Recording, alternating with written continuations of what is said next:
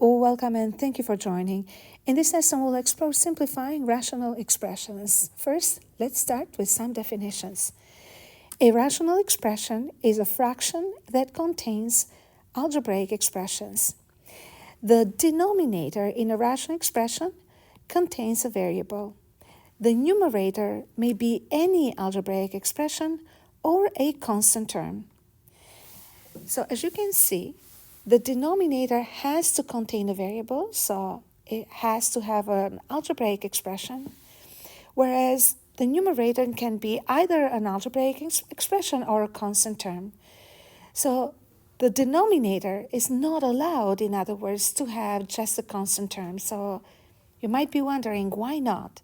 So let's take a look at a fraction or a rational expression with the denominator in constant form, 6x squared plus 10 over 2.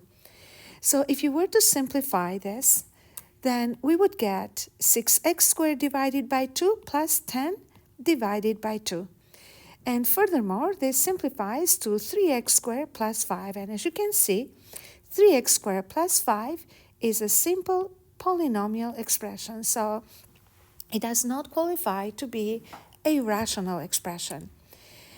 On the other hand, if we had an expression such as 6x squared plus 10 divided by x plus 4, then we would say that this is a rational expression because it has an x in the denominator and it does not simplify to any other type of expressions. So when we talk about rational expressions, there are a lot of interesting features to talk about and discuss. And I'm going to start with the restriction story. So remember that when we divide two numbers, it is very easy to evaluate the answer. So we can use a calculator to divide just any number out there, or mental math, by simply dividing the numerator with the denominator. So 20 divided by 5 would be equal to 4. 1 divided by 2, that is 0.5. 6 divided by 0.01, I think this is going to be 600. 135 divided by 3, well, in this case, I would say that 3 goes into 13 4 times and then into 15, 5, so 45. And 9 divided by 7, I would need a calculator in here in order to find the exact value of it. So 9 divided by 7 is 1.28, the decimal value, not the exact value, sorry, my bad. So 1.2857, all right? And you can round it to as many decimal places, obviously, as required or described. So I would round to 1 decimal in this case. When we divide rational expressions, on the other hand, we need to know the values of the variable that is present in the rational expression in order to be able to evaluate it or to find the numerical value of it. So, for example, if you have 3 over x, you cannot evaluate it if you do not know what the value of x is. So that's a rational expression. And as examples, I'm going to take, for example, x equals 1. So if x equals 1, then we'll have 3 over x equal to 3 over 1. That is 3. So if x equals a negative number, and I'm going to take as an example negative 3, we're going to say that 3 over x would be 3 divided by negative 3. So the answer is negative 1. So as you can see, we can find many values of x. We can substitute into the equation and evaluate what the rational expression 3 over x. However, there is one value that x cannot be given. And I would like you to pause for a second and think about it. What is a value of x that x is not allowed to have in this particular expression? So you have probably come up with the idea here, and I will bring to your attention the famous number 0. So if we allow x to be equal to 0, then 3 over x will turn into 3 divided by 0, and that is undefined. Because division by 0, as we all know, is not defined. In this case, we are going to call the value of x equals 0 a restricted value for x in this particular rational expression. So in this case, then, we will have to lay out a restriction and state that there is a restriction in this rational expression, and the restriction is that x cannot equal 0. And cannot equal 0 or different than 0 is this little symbol with the equal sign and a slash line. Now let's move on to the next question. So x plus 1 divided by 5x. Again, as you can see in here, if we give the x any value, we'd be able to evaluate this expression. So we're going to say that if x is equal to 1, then x plus 1 over 5x will turn into 1 plus 1 divided by 5 times 1, which is 2 over 5. In a similar way, if x equals, let's say, for example, negative 10, we're going to say that negative 10 plus 1 divided by 5 times negative 10 is equal to negative 9 divided by negative 50, or simply 9 over 50. So next, I want you to think, is there a value of x that this expression is not allowed to have? Now, as you probably notice in here, when we talk about values of x that a rational expression is not allowed to have, are the values of x that can make denominator 0. So our focus should always be in the denominator, and our denominator in this case would be 5x. So the shorter way or the quicker way to get to the restricted values of x is by looking at the denominator, in our case 5x, and making the statement that 5x has to be different than 0. Now we have to isolate x, and when we isolate x, we isolate it just like we do in an equation. So divide both sides by 5, and that will give x different than 0. So the restriction in the next expression here is, again, x different than 0, similar to the restriction in 3 over x. Now we're going to take a look at another example. So what we have here is 2 divided by x minus 4, and our focus is in finding just the restricted values of x, or the restricted value of x. So again, we're going to focus only on the denominator. Remember that the denominator has to be different than 0. And with the denominator of x minus 4, then we're going to say that x minus 4 has to be different than 0.